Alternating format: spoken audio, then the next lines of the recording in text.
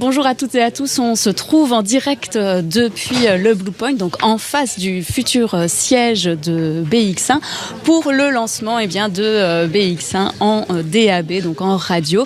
Et j'ai donc avec moi, comme vous l'avez dit, la ministre en charge des médias, Bénédicte Linard. Bonjour. Bonjour. Alors voilà, on est en DAB. Le DAB, pour vous, qu'est-ce que ça représente ?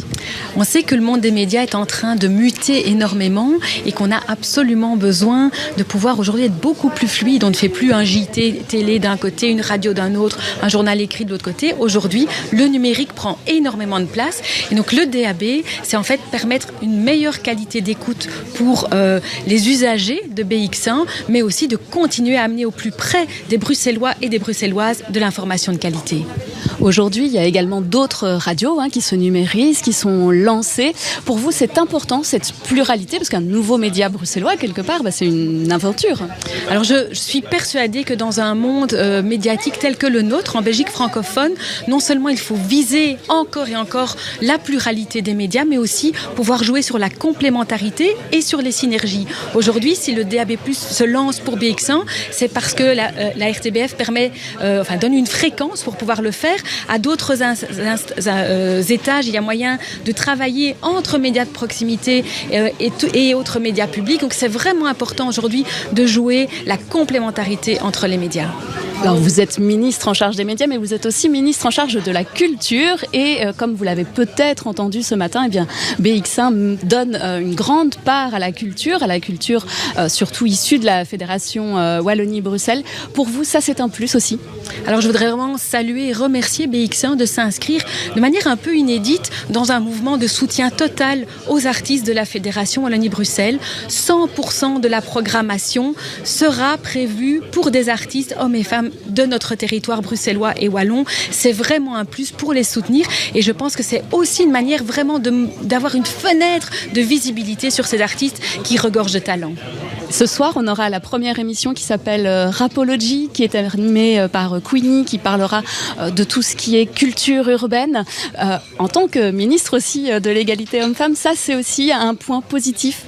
Alors, il y a un travail qui est mené à partir même du secteur aujourd'hui pour que les femmes trouvent leur place dans notre paysage culturel, faire en sorte qu'une animatrice soit présente pour tout ce qui concerne les musiques urbaines, c'est un plus, c'est aussi prendre sa place et je pense que ça va amener une dimension extrêmement enrichissante vis-à-vis de ce secteur de la culture qui est très riche à Bruxelles, entre autres. Une télévision comme BX1, une chaîne polymorphe comme BX1, pas dire que télévision, si elle n'évolue pas, elle régresse, et donc en termes d'audience, en termes de couverture, et donc le fait de s'adapter aux nouvelles technologies, la technologie DAB qui sera le futur standard radiophonique, je pense que c'était une évidence que BX1 y participe de par le rôle qu'elle joue ici à Bruxelles.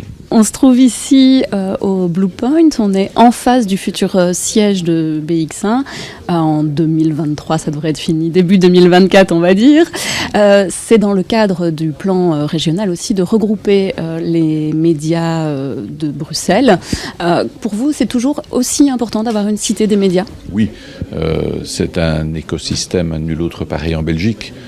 Toutes les grandes chaînes sont présentes et donc il nous a semblé évident que BX1 se devait d'être présent in situ dans la cité des médias et donc pour nous ça fait partie de l'image de Bruxelles, son rayonnement et la place que Bruxelles occupe au niveau multimédia, parce que c'est pas que la télévision et donc il était indispensable que BX1 y participe.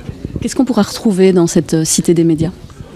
Mais d'abord, évidemment, toutes les grandes chaînes nationales, mais alors la chaîne régionale, et puis je dirais tout ce qui tourne autour des médias. Aujourd'hui, ce sont plein de métiers différents. C'est aussi de l'enseignement. C'est un souhait que nous avons émis, de manière telle qu'on puisse au mieux former nos jeunes à ces métiers-là, en relation directe avec les chaînes de télévision, les chaînes de radio.